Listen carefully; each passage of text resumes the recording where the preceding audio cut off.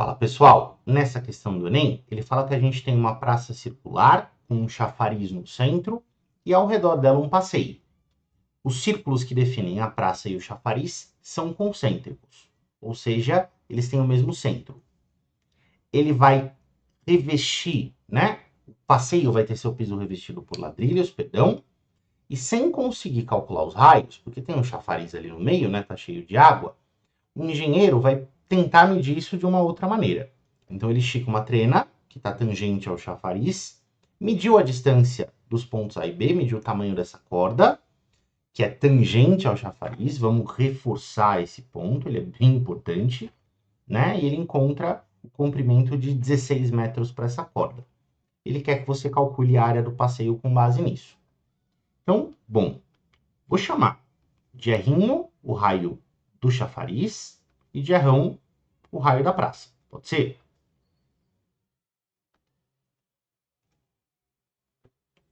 Se eu quero calcular a área do passeio é essa área externa ao chafariz.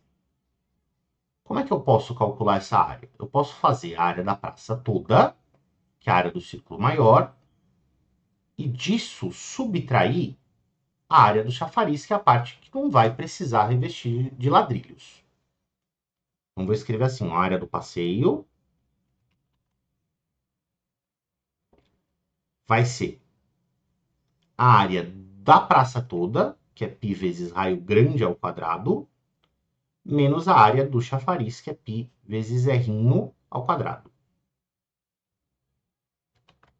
E dessa expressão, pessoal, eu vou reescrever isso de uma outra maneira. Como? Eu vou colocar esse π em evidência. O que isso mostra para a gente? Que para calcular essa área, eu não preciso exatamente da medida dos dois raios. Se eu conseguir, de alguma maneira, descobrir qual que é o valor de R' ao quadrado menos R' ao quadrado, eu chego na área do passeio da mesma maneira. Beleza? Bom, volta para cá. Como é que eu vou chegar nessa medida? Eu sei que toda vez que o enunciado menciona uma tangência, o que eu preciso fazer? Ligar o centro no ponto de tangência e marcar um ângulo reto. Então, vou fazer isso daqui. Vou ligar o ponto O, que é o centro das duas circunferências, no ponto de tangência e marcar o ângulo reto. Isso aqui é o raio do círculo menor, é o raio do chafariz. Como é que eu vou continuar esse lance? Eu vou puxar aqui no cantinho uma observação que é uma propriedade importante de círculos. Vem comigo para você entender porque a gente vai usar isso na nossa resolução. Toda vez que eu tenho um círculo e eu tenho uma corda qualquer desenhada aqui nesse círculo, quando eu desenho um diâmetro que é perpendicular a essa corda, toda vez que você desenha um diâmetro ou um raio que seja perpendicular a essa corda, esse raio, esse diâmetro, vai cortar a corda no meio. Como é que eu sei disso? Bom, do O até o A eu tenho um raio, do O até o B eu tenho outro raio, que obviamente são congruentes, né? Eles têm o mesmo tamanho. Então, repara que a gente desenhou aqui um triângulo que é isósceles. E esse segmento OC, que forma um ângulo reto, é uma altura desse triângulo isósceles, é a altura relativa à base. Mas o triângulo é isósceles. E num triângulo isósceles, a altura relativa à base também é bissetriz e também é mediana. Então, olha que louco. Além de formar 90 graus, corta a corda ao meio, que é o que a gente queria que acontecesse. Então, percebendo essa propriedade, você já percebe que esse raio que você desenhou por conta da tangência divide a corda B em dois pedaços que medem 8. E aí você tem dois jeitos de terminar essa questão. Você pode fazer Pitágoras no triângulo OAC. Deixa eu dar nome aqui para esse ponto, eu vou chamar esse ponto de C. Então, uma solução é você fazer Pitágoras nesse triângulo, porque esse segmento grandão é rão.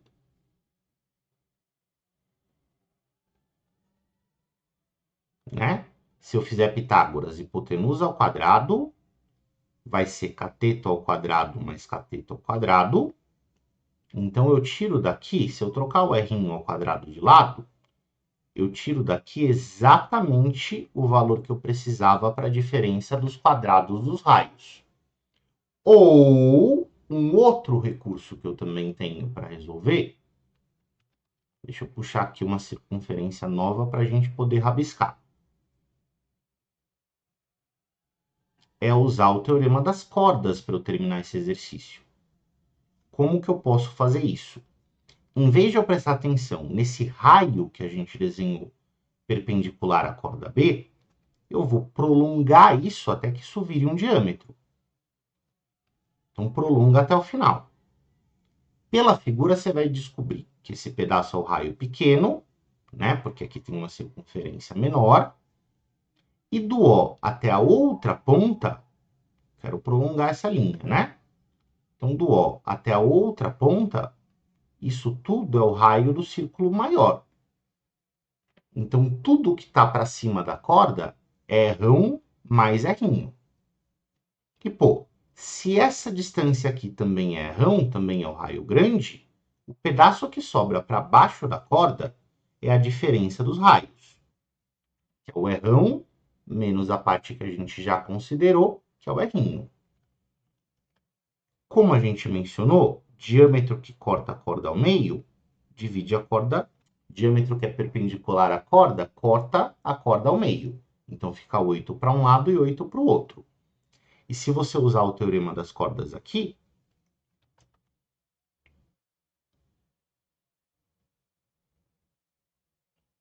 a gente vai falar que pedaço vezes pedaço do diâmetro vai ser igual a pedaço vezes pedaço da corda.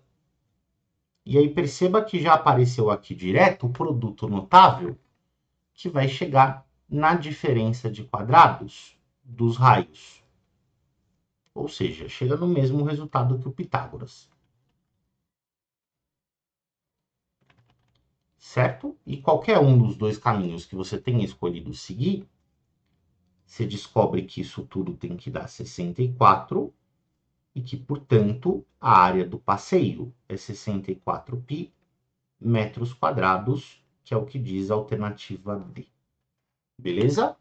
Normalmente, quando eu tenho esses exercícios de uma corda, a partir da qual eu quero chegar na medida do raio, ou na medida do diâmetro, tem o caminho de Pitágoras e tem o caminho do teorema das cordas. Você pode escolher qual é o seu favorito para você resolver o exercício.